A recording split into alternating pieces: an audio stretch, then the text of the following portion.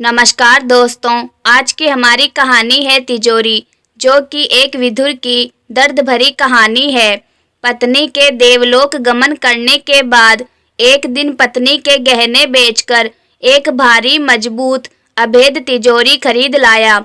अपने कमरे की दीवार में फिक्स करवाने के बाद घंटा दरवाजा बंद कर आराम से सोता रहा। शाम हुई तो जेवर के खाली डिब्बे तिजोरी में जमाया, कुछ पुराने अखबार भरे, फिर अच्छी तरह से तिजोरी बंद कर चाबियां संभालता हुआ घर से बाहर निकल गया।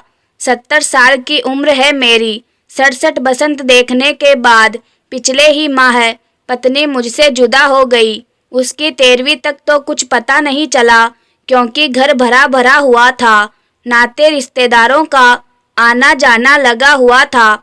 मुझे न एकाकीपन लगा, न सहचर के जाने के बाद उत्पन्न हुई शून्यता का बोध हुआ। उसके कारण जिंदगी का मेला था। जाकर भी एक आखिरी बार मेला लगा गई थी वह। कहने को तो भरा पूरा परिवार है मेरा, 2 बेटे और 2 बेटियां। बेटे बेटियों का भी अपना परिवार है। बड़ा नवासा तो खुद एक बच्चे का बाप है।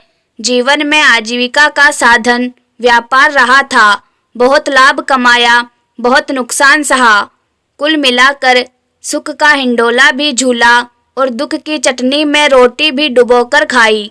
बच्चे बड़े हो गए तो धीरे धीरे उन्हें जिम्मेदारी सौंपता गया। जितने वे दक्ष होते गए, मैं उतना ही व्यापार से मुक्त होता गया। पिछले 10 सालों में मैंने ऑफिस जाना छोड़ दिया है, पर जब कभी बच्चों को व्यावसायिक सलाह या सहायता की जरूरत होती है तो उनकी पहली पसंद मैं ही होता हूँ। आखिर अनुभव बोलता है। दोनों दामाद भी वेल सेटल हैं, किसी को किसी चीज की कमी नहीं। पत्नी के गुजरने के 15 दिन बाद से ही मुझे अनुभव होने लगा कि मेरी तरफ किसी की तवज्जो नहीं है। रुपए से खरीदी जाने वाली वस्तु की कमी नहीं थी, परंतु बहुओं में सेवा की भावना नहीं है। समय पर खाना नहीं, दवाई की याद कोई दिलाता नहीं, हाथ पांव टूट रहे तो कोई दबाता नहीं। जो काम पत्नी सहज भाव से करती थी और मैं उसका उपकार तक नहीं मानता था, उसका हर समर्पण मुझे याद आने लगा था। क्योंकि याद आने लगा तो उसकी कमी भी मुझे रुलाने लगी। विधवा स्त्री को इन बातों का एहसास नहीं होता। बहुएं किचन में अपने बच्चों में ही सास को उलझाए रखती है और जीवन गुजर जाता है। वैसे भी कभी कोई कमी, कोई बात चुभ भी जाती तो स्त्री सोचती है कि पहले पति की उद्दंडता बर्दाश्त करती रही थी, अब बच्चों की अवहेलना बर्दाश्त कर लेती हूँ। विधुर पत्नी के जाने के बाद एकांतवास में चला जाता है। बेटे कमरे में आते भी हैं तो ड्यूटी समझकर। आखिर वह भी थके हारे होते हैं। उनकी अपनी भी मजबूरियां होती है। आज महीना भर हो गया है पत्नी से जुदाई का। ऐसी जुदाई कि वह वापस नहीं आ सकती। उससे मिलने की एक ही सूरत है कि मुझे खुद उसके पास जाना होगा। अभी और जीने की अभिलाषा नहीं, पर पलायनवादी की तरह मृत्यु को अंगीकार करना यह भी तो उचित नहीं। घर से निकलकर मैं दरिया के पास पहुंचा। जेब से तिजोरी की चाबियां निकाली। अंतिम बार नई तिजोरी की चमचमाती नई चाबियों को गौर से देखा। मेरे होठों से एक आह सी निकली।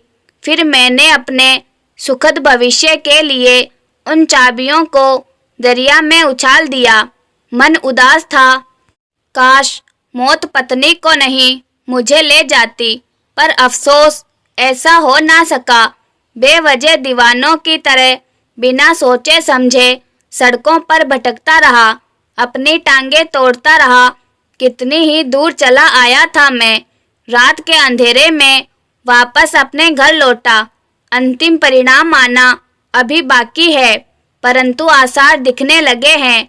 नई तिजोरी ने परिजनों में उत्सुकता जगा दी है। आज मुझे मेरा कमरा साफ सुथरा मिला। मेरे कपड़ों की अलमारी तक साफ की गई है। जरूर तिजोरी की चाबी की तलाश में पूरा कमरा खंगाला गया था। चाबी नहीं मिली तो कमरा दुरुस्त कर शराफत दिखाई गई थी। उनकी उम्मीद जिंदा रहे, इसीलिए ही तो चाबियां मैंने दरिया के हवाले की थी। तो दोस्तों, आशा है आप लोगों को यह कहानी पसंद आई हो। कहानी अच्छी लगी हो तो चैनल को सब्सक्राइब करें, वीडियो को लाइक करें और बेल आइकन जरूर दबाएं। और भी ऐसी कहानियों की लिंक आप लोगों को डिस्क्रिप्शन बॉक्स में मिल जाएगी। अगर आप वह भी देखना चाहें तो देख सकते हैं। धन्यवाद।